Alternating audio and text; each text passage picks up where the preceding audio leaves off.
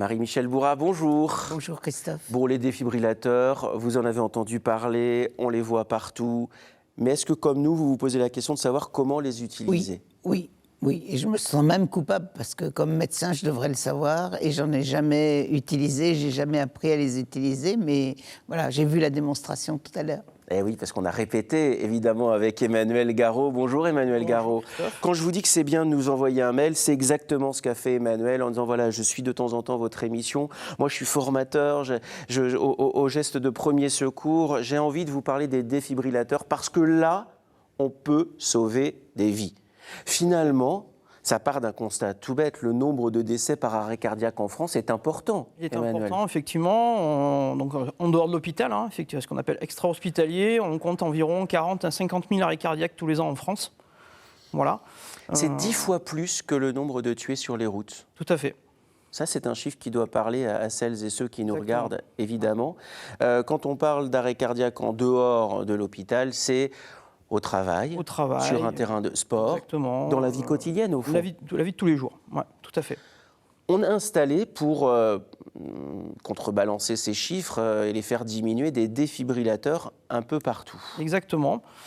Ces défibrillateurs donc, sont dits accessibles grand public maintenant depuis une douzaine d'années. Voilà. Mais malgré tout, on se rend compte, notamment en France, c'est un constat, qu'on a encore beaucoup d'appréhension par rapport à ce matériel.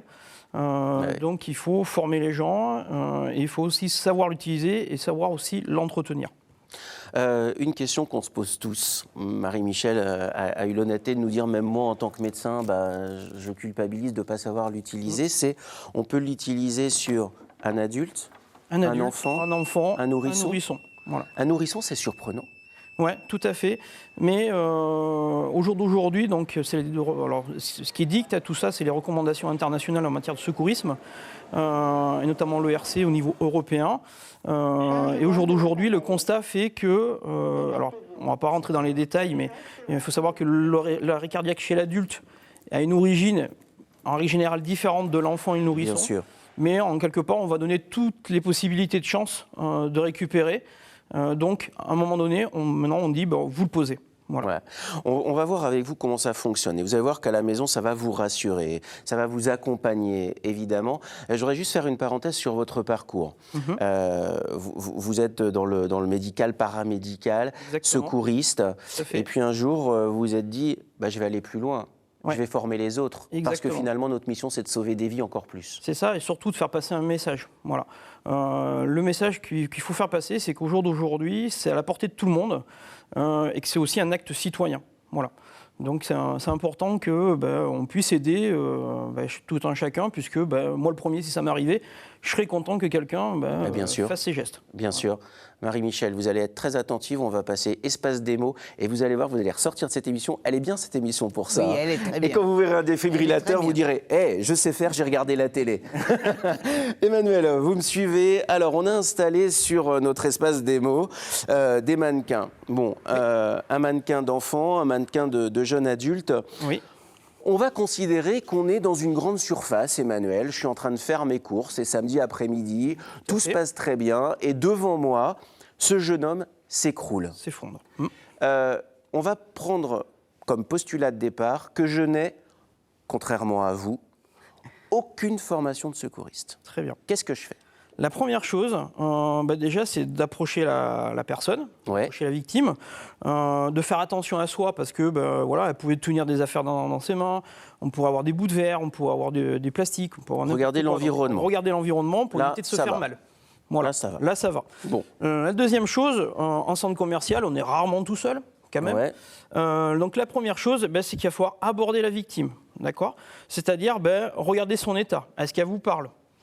Est-ce qu'elle respire ? Et il ne faut pas être trop, en fait, quand on fait ça. Il faut qu'il y ait une seule personne qui le fasse. Parce qu'il y a la majorité des arrêts cardiaques se font sous les yeux de témoins. Exactement. Plus de 75% aujourd'hui des arrêts cardiaques se produisent devant quelqu'un. Ouais. Donc ça, c'est important. Ça veut dire qu'on peut potentiellement aider et prodiguer des gestes rapidement. Bon. Donc la première chose, ça va être un constat. C'est déjà, est-ce que la personne bouge ? D'accord ? Donc on peut lui demander de serrer les mains. D'accord. On peut lui demander d'ouvrir les yeux, des questions simples et des ordres simples. D'accord. C'est franchement la Là, visiblement, non. Visiblement, elle ne répond pas. Bon. Donc la deuxième étape, ça va aller de constater est-ce qu'elle respire. Comment on fait? D'accord. Comment on fait? Tout simplement, on va aborder la victime. Donc on va faire ce qu'on appelle une libération des voies aériennes. En penchant un peu la tête en arrière? Exactement. Et je vais venir donc au-dessus, me pencher. Donc je peux me protéger un petit peu avec la main. Puis la main, là, l'avantage, c'est que je sens s'il y a de l'air ou pas. Un souffle. Exactement, voir s'il y a un souffle. Et puis je vais compter en fait jusqu'à 10 secondes dans ma tête. D'accord? Donc on compte jusqu'à 10 en fait dans ma tête, tranquillement. Je peux éventuellement aller mettre la main sur le thorax et l'abdomen pour voir si ça bouge ou pas. D'accord. Exactement. Maximum 10 secondes. Pourquoi? Parce qu'il faut aller vite derrière. Ouais. Mais là, effectivement, elle est inerte, elle ne bouge pas, elle ne respire pas. Alors, c'est ça qu'est-ce un que arrêt je fais? cardiaque. Ok. La victime, c'est ça. C'est quelqu'un qui est inconscient et qui ne respire pas. D'accord. Deuxième chose, vous êtes dans le centre commercial, donc les gens autour, on va leur demander d'alerter les secours. 18 ou 112? 112. 112 en priorité. Voilà. Alors, on peut également rajouter le 15 parce qu'on est sur une urgence médicale et qu'il va nous falloir rapidement aussi des médecins. Quelles sont les 3 informations que je dois donner à la personne qui est à l'autre bout du fil? La première, c'est le lieu précis. le plus précis. C'est-à-dire en deuxième étage du centre commercial, la porte numéro rue tant, Sainte-Catherine à Bordeaux. Exactement. Voilà. Ok. Après, l'état de la personne. Donc là, on a constaté qu'elle était inconsciente et qu'elle ne respire plus. Dire concrètement que c'est un arrêt cardiaque. Pour les secours, c'est important, notamment pour les moyens qu'on va engager. Bien sûr. Si elle est seule ou s'il y a plusieurs personnes. Exactement.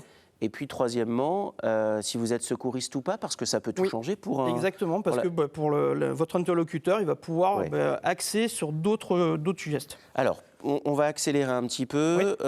Ensuite, qu'est-ce que je fais? J'ai demandé à une autre personne de rester en lien avec les secours au téléphone. Donc nous, tout de suite, sans délai, on va attaquer le massage cardiaque. Donc le massage cardiaque, c'est tout simple, c'est une main, le talon de la main, au milieu de la poitrine, sur le sternum. Sur le sternum, entre les deux pectoraux. Exactement. Et je vais venir me bloquer là, verrouiller là, au niveau des coudes. Vos coudes sont bloqués, vos épaules sont bloquées, et c'est le poids de votre corps. Tout à fait. Voilà, c'est pas les bras, on est bien d'accord. C'est le poids du corps. Ok.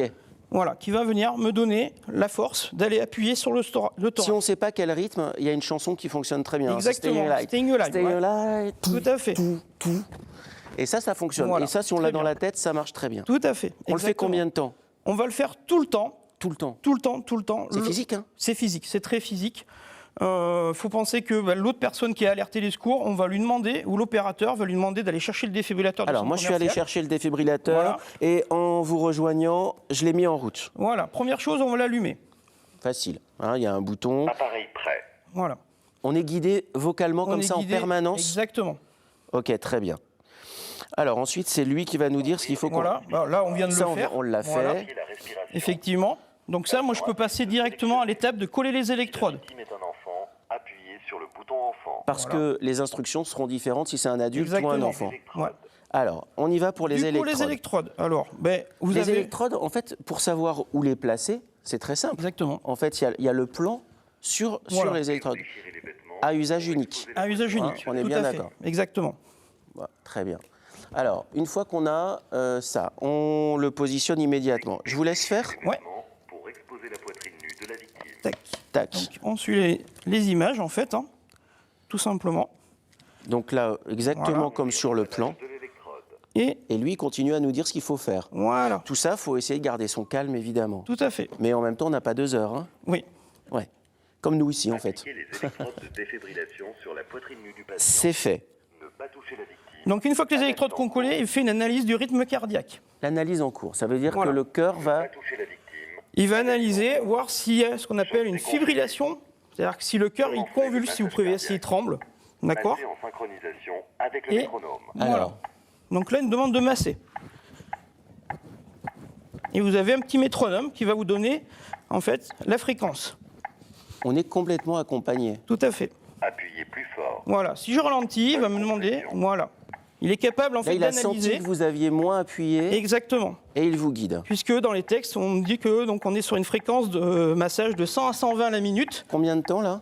Pour 2 minutes, puisque l'appareil fait une analyse toutes les 2 minutes. Plus fort. Voilà. Et suivant si j'appuie plus fort ou moins fort, voilà.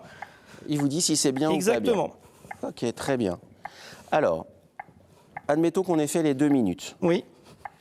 Ensuite, je me dis, bon, le défibrillateur, là, il va falloir l'utiliser parce que ça ne redémarre pas. Au bout de 2 minutes, il refait automatiquement une analyse. D'accord. Il va vous dire, pareil, est-ce qu'il y a délivrance d'un choc électrique ou pas. Oui. S'il y a, il va vous demander de vous reculer. Ça, c'est très important. Voilà. Ouais, Parce tout que à c'est fait. quoi? C'est une décharge électrique, En finalement. fait, effectivement, on va envoyer une intensité qui est assez conséquente Donc, pour l'adulte. On a posé les électrodes, on a continué le massage cardiaque. La deuxième personne est en lien en permanence avec le les secours, ouais. qui arrive dans une moyenne entre 6 et 15 minutes selon là où on habite. fait. Ensuite, il y a le choc électrique. Et là, on ne touche pas la victime. Sinon, soi-même, on le Exactement. reçoit. Voilà. On est d'accord. On s'écarte, on sécurise. Là, j'appuie ici. Voilà. Mais il va 30 secondes, il va faire une analyse. Dans 30 secondes. Voilà. 30 en fait, secondes. on a un petit sablier, on a un petit. 30 secondes, ce qui nous laisse le temps de dire que ce que l'on fait là sur un adulte, on peut le faire sur un enfant Exactement. ou un nourrisson. Tout à fait. On est accompagné de la même manière. On est accompagné, il y a l'emplacement des électrodes qui va différer, mais on sera accompagné pour poser les électrodes. D'accord. Exactement. Une fois que ça a été posé dans un centre commercial près d'un stade, ça demande un entretien. Évidemment, C'est là le problème? c'est aujourd'hui le gros problème en France. Arrêtez le massage cardiaque. Alors, Ne pas toucher la victime. je laisse parler. Analyse en cours. Ah, il fait l'analyse dont vous Voilà. avez parlé. Ouais. Conseiller. Donc, si vous peux demandez de livrer, appuyer on peut appuyer. Écartez-vous. Appuyez Allez, sur le on bouton s'écarte. clignotant. Choc délivré. Commencez le massage cardiaque. Et dans la foulée, on va reprendre le massage. On recommence. Tout à fait. Et on repart pour 2 minutes. D'accord. Ça nous laisse le temps de dire l'entretien. C'est ce qui pêche en France? C'est ce qui pêche beaucoup aujourd'hui en France, puisque jusqu'au décret de décembre 2018, il n'y avait aucune obligation d'entretien. Ça, il faut le savoir en France. C'est très compliqué pour ça. Allez-y, asseyez-vous. Ouais. Asseyez-vous. Du coup, c'est compliqué. Alors, effectivement, le décret vient de sortir, puisqu'il y a une loi qui est sortie en juin 2018 avec les décrets d'application en décembre. Ces décrets disent quoi? Ils disent que maintenant, les propriétaires d'appareils ont une obligation de maintenance. C'est hyper important parce que le nombre de vies sauvées, avec les gestes que vous venez de nous montrer, là, on va positiver, on va se dire qu'au moment où les secours vont arriver, le corps a redémarré et la personne va pouvoir être prise en charge finalement ouais. par les secouristes. Le nombre de vies sauvées est important grâce au défibrillateur. Exactement. Ce taux est en augmentation? Oui, Oui, mais ça va pas assez vite en D'accord. France. Parce qu'il y a aussi un autre paramètre, c'est la formation du grand public. Et ça, c'est votre boulot? Également, voilà. Donc l'idée, c'est plus on sensibilise les gens, plus on va les former, et plus on a de chance d'avoir quelqu'un qui est déjà formé à ça, même si effectivement on se dit on ne sait pas comment on réagira le jour J. Effectivement, Et oui. il y a le côté émotionnel des choses. Par contre, vous aurez aussi donc l'opérateur au téléphone qui va vous guider. Et c'est un peu comme le vélo. Après, ça va prendre on va prendre la main dessus. Et puis, après, on part. les jeunes sont aujourd'hui Voilà. formés dans les établissements scolaires. Exactement. J'espère qu'avec les explications d'Emmanuel, vous n'aurez plus aucune hésitation à utiliser un défibrillateur pour évidemment sauver des vies. Vous l'avez vu, ça peut être utile sur un nourrisson, un enfant, un adulte. Et puis, si vous voyez des séances de formation avec des formateurs en premiers gestes de secours, n'hésitez pas à les suivre parce que tout simplement, c'est aussi un geste citoyen et c'est le message que souhaitait délivrer Emmanuel. Voilà, tout à Merci fait. beaucoup, Merci à vous. Emmanuel. Merci.